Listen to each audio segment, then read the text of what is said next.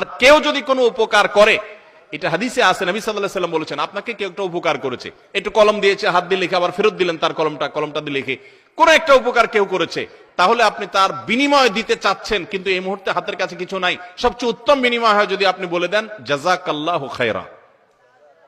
জাযাকাল্লাহু খায়রা মানে কি?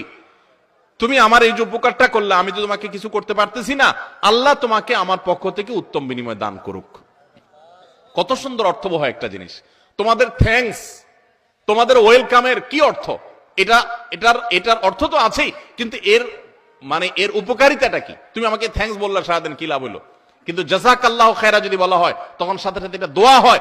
ইমানদার যখন আরেক ইমানদারের জন্য দোয়া করেন, আল্লাহ ওই তার জন্য তো কবুল করে, যে দোয়া করে তার জন্য কবুল করে। Subscribe for my channel, new video upload, please subscribe for my channel, okay.